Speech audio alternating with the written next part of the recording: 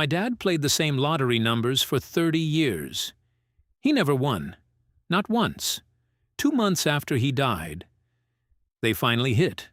And what I discovered afterward changed my life forever. This is Marcus's story. And the ticket that changed everything. Marcus worked the loading dock at a distribution warehouse. 6 a.m. shifts, aching back. The same forklift every day for 11 years. His father, Walter, had passed 2 months earlier. Heart attack. Sudden. No warning. Marcus had been on a double shift when it happened and hadn't made it to the hospital in time. That single fact sat in Marcus's chest like a stone he couldn't put down. Walter had raised Marcus and his younger brother mostly alone, after their mother passed when the boys were still in grade school. He worked 2 jobs most of his life and never once complained about it in front of his sons. Every Friday, out of habit more than superstition, Marcus still bought his father's lottery ticket. Same 6 numbers, every single week, for as long as Marcus could remember. Walter used to say those numbers were just for luck and laugh it off whenever anyone asked what they meant. He'd wink and say some things weren't anybody's business but his own. They never won.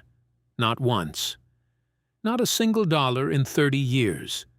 It became something of a family joke, gentle and affectionate, never bitter. Marcus kept playing them anyway after his father died.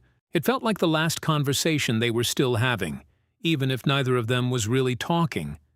Every Friday he'd fold the ticket carefully in half and tuck it into his wallet, exactly the way he'd watched his father do it 1,000 times growing up. He told himself he'd stop eventually. He never did. Standing at the counter every Friday felt like the closest thing he had left to seeing his father's face. His younger brother, Dean, hadn't spoken to their father in almost a decade, over some falling out neither of them ever fully explained to Marcus. Something about money Dean had borrowed once and never paid back, or maybe something deeper that neither brother wanted to name out loud. Dean didn't come to the funeral either. Marcus tried not to think about that too much, though it sat there anyway, quiet and unresolved, whenever his brother's name came up. On a Friday night in early spring, Marcus sat on his couch with the ticket in hand, half watching the drawing on television out of habit. The first number matched, then the second. Marcus barely noticed, still scrolling his phone. By the 4th number, his hands had gone still. 5th number. 6th number. All 6. Marcus sat frozen on his couch for almost 10 full minutes, ticket in hand, unable to move, unable to believe what he was looking at. He checked it 3 times against the numbers printed in the newspaper the next morning, certain he'd made some kind of mistake. He hadn't. His father's numbers, played faithfully for 30 years without a single win, had just made Marcus a multimillionaire, 2 months after Walter's death. Marcus sat with that ticket for a long time before he told anyone. It didn't feel like winning. It felt like something else entirely, something he didn't have a word for yet. Marcus quit the warehouse job within the month, paid off his apartment, then upgraded to a real house with a yard, something Walter had always wanted for him, back when neither of them could have imagined affording it. The day he signed the papers on the new house, Marcus reached for his phone, already dialing the first 3 digits of his father's number out of pure habit. He stopped, stared at the screen, remembered. He set the phone down without finishing the call. He paid off his mother's old medical bills, years after she'd passed, just because he finally could, even though the debt collectors had stopped calling years ago. He helped a few old co-workers quietly, covering rent for one, a car repair for another, never asking for anything back, never even telling most of them where the help had come from. For the first time in his adult life, Marcus wasn't counting down to payday. He didn't check his bank balance out of dread anymore, just out of curiosity.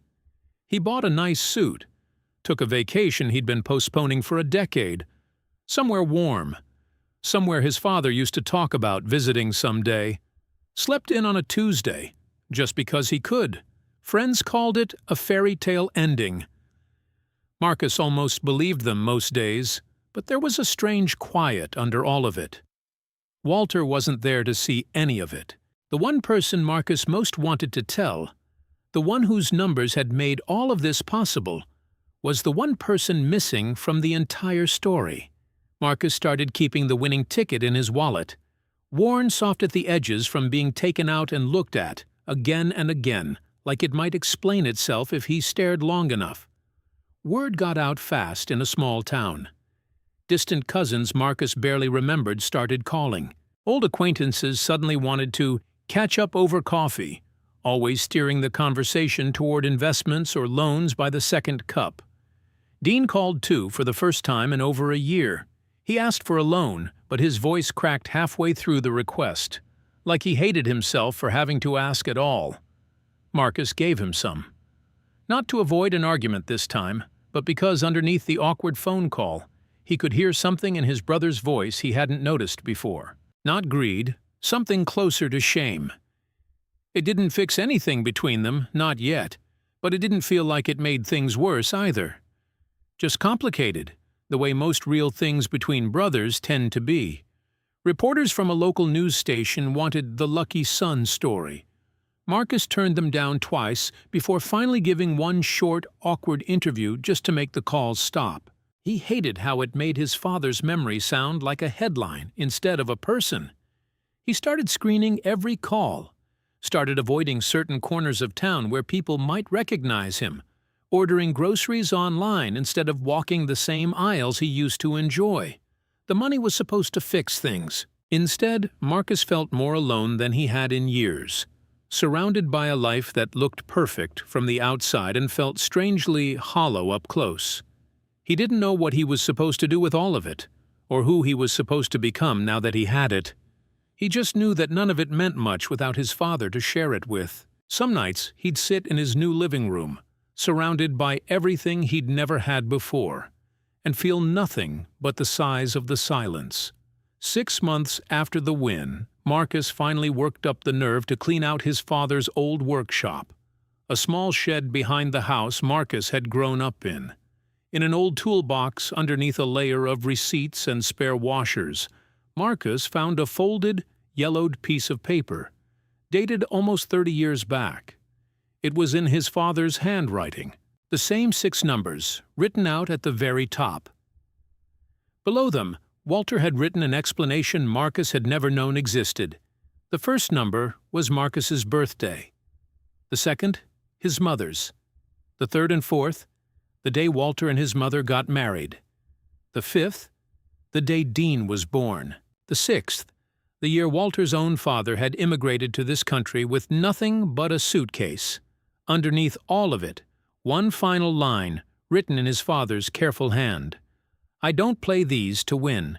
I play them because it's the only way I know how to carry my whole family with me every single week. Even on the days I can't say it out loud. If these numbers ever win, don't let the money become the story. Let the family become the story. Marcus sat on the dusty workshop floor for a long time, the paper trembling slightly in his hands. His father hadn't been chasing luck for 30 years. He'd been carrying his family in his pocket, once a week, every week, in the only language he'd ever been comfortable using. The win hadn't been random at all. It had been 30 years of quiet love finally, impossibly, cashing out. Marcus used part of the winnings to open a small community center in his father's name, offering after-school programs for kids in the neighborhood where he and Dean had grown up. He called Dean, not about money this time, but to ask if he wanted to help build it together. Dean said yes. Marcus still carries the original folded note in his wallet now, instead of the ticket. Some Fridays, out of habit, he still finds himself thinking about those 6 numbers. Some people leave money behind. Walter left a language. His son just needed 30 years to understand it.